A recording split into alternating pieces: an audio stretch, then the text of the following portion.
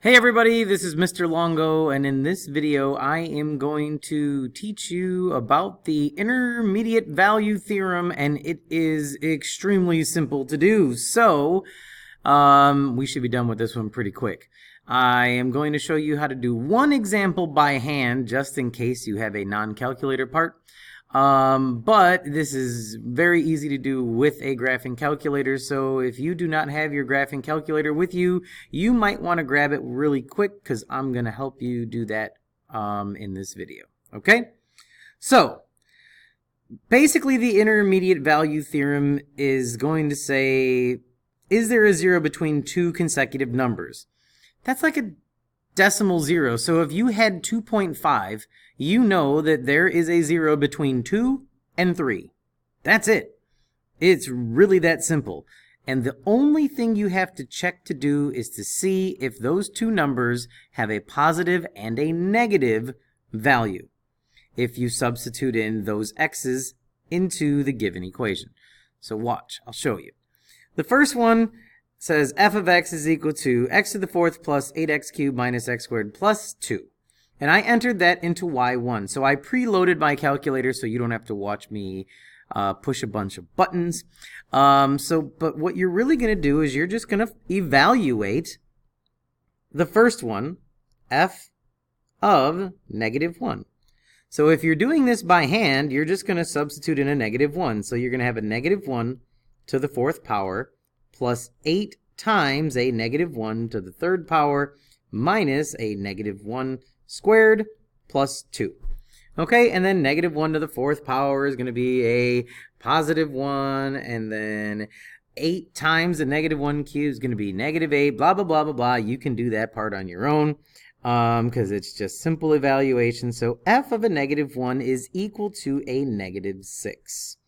So if you're thinking about this graphically, I'm just going to show you, negative 1 would equal negative 6. So now we have to find the other one. So f of 0 is equal to a 0 to the fourth power, which is clearly 0, 8 times 0 cubed, which is clearly 0, minus a negative, or 0 squared, which is 0 plus 2. So f of 0 is equal to 2. So 0, 2. You can see it's going to cross over the x-axis between those two. But really, all you need is one of these to be negative and positive. So we have a negative 6, a positive 2.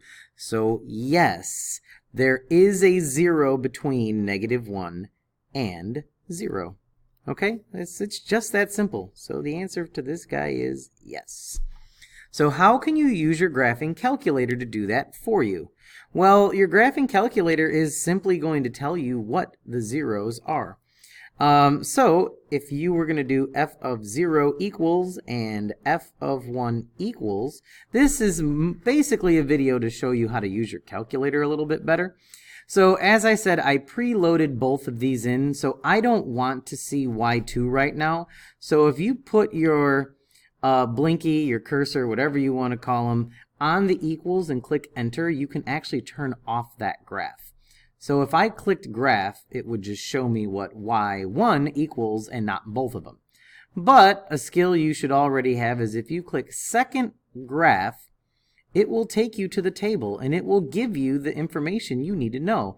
Look, f of 0 is 2. We already knew that from the previous example. But f of 1 is equal to 10. So I want you to notice that they stayed positive. Both of these values are positive, which means it is not going to cross over the x-axis between 0 and 1. You can look at the graph, and between 0 and 1, it stays positive. So the answer to this guy is simply no. Okay? So that is the intermediate value theorem. Now, the next part of the question is asking you to find the consecutive integers of a given function that do have a 0.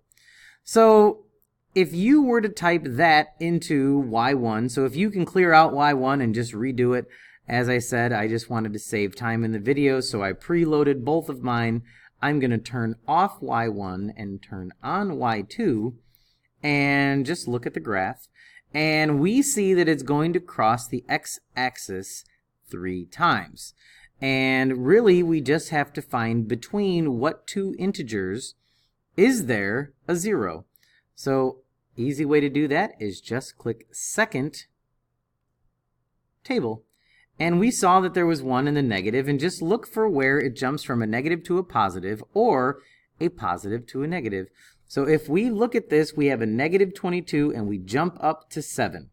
So one of them is between a negative 3 and a negative 2. That's one of our intervals. Okay, it's just that simple. So then we look some more. It goes from 8 to a negative 1, from negative 1 to 0. So from a negative 1 to 0, there is going to be another 0.